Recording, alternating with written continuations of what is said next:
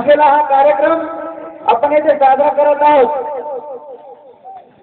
तर हा कार्यक्रम आम्हाला कुणाच्या प्रेरणेतून मिळाला तर जेव्हा आम्ही शिवरायांचं खरं चरित्र त्यांचा खरा इतिहास आम्ही जेव्हा वाचू लागलो तेव्हा आम्हाला वाटू लागलं की आज आपण सर्वजण शिवाजी महाराजांना विसरतो आहोत परंतु जे काही प्रमाणात आपण शिल्लक केलं आहे त्यांचं नाव त्या नावाला सुद्धा आपण बदनाम करायला बसलेलो आहोत।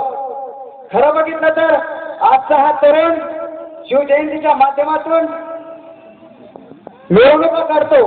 त्या मिरवणुकीमध्ये खरं बघितलं तर या शिवजयंतीच्या निमित्ताने आपल्या गावातील सर्व तरुण मंडळी व्यसन मुक्त व्हायला पाहिजेत, परंतु शिवजयंतीच्या दिवशी नवीन मावळे म्हणणार नाही त्यांना, नवीन गोरे दारूच्या व्यसनाच्या अधीन जातात आणि शिवरायांचा अपमान करतात व त्यांची बदनामी करतात। तर मी इथे बसलेल्या सर्व तरुण मावळ्यांना अशी विनंती करेल की इथून पुढे जेव्हा शिवजन्मोत्सवाचा कार्यक्रम होईल तेव्हा अशा मिरवणुका न काढता व्यसनाच्या अधीन न जाता आपण एक समाजामध्ये एक चांगला संदेश कसा देऊ शकतो याचा आपल्याला विचार करायचा आहे। आणि हा जो कार्यक्रम आहे अशा कार्यक्रमासारखे विविध कार्यक्रम विविध जयंतीच्या माध्यमातून आपल्याला साजरे करायचे आहेत।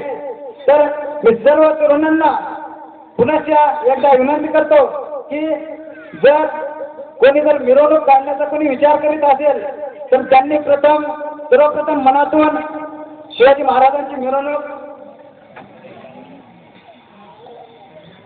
तशा प्रकारची काढण्याचा विचारही डोक्यामध्ये आणू नये। तसेच या कार्यक्रमाच्या निमित्ताने आपण विविध स्पर्धा घेतलेल्या आहेत।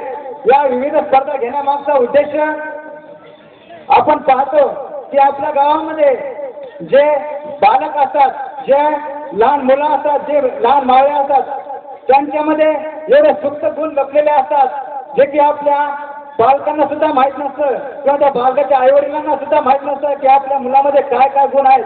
ते आपल्या मुलांना दुसऱ्यांच्या गुणांमध्ये तुलना करतात आणि त्यामुळे आपली स्वतःची बालके ही मागे राहतात। तो तसा गैरसमज होऊ नये किंवा त्यांच्यातील गुण सर्वांना दिसावेत किंवा त्यांच्या पालकांच्या समोर सुद्धा आणावेत या हेतूने आपल्या इथे या शिवजन्मोत्सवाच्या निमित्ताने विविध स्पर्धा ठेवलेल्या होत्या। त्यामध्ये वक्तृत्व स्पर्धा, ही वक्तृत्व स्पर्धा या स्पर्धेचे एक वैशिष्ट्य म्हणजे 100% सहभाग। आम्ही जेव्हा मुलांकडे गेलो तेव्हा फक्त 4-5 विद्यार्थ्यांकडे गेलो असताना आमच्याकडे अशी 50 नावे आली, मनाने नावे आले की आम्हाला या वक्तृत्व स्पर्धेमध्ये भाग घ्यायचा आहे। त्यामध्ये निबंध स्पर्धा असेल, त्यामध्ये चित्रकला असेल, त्यामध्ये रांगोळी असेल।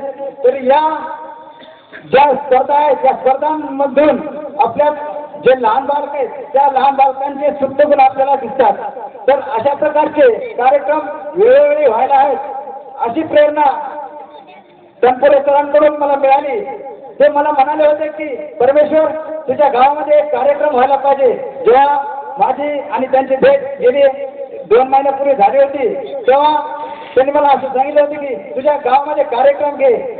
जे आपल्या गावामध्ये जे समाज प्रबोधनाचं काम थांबलेलं होतं ते समाज प्रबोधनाचं काम खऱ्या अर्थाने आज सुरू होत आहे। आणि मी तरुणांना एक विनंती करतो की असे कार्यक्रम वेळोवेळी घ्यायला आपण तयार असलं पाहिजे।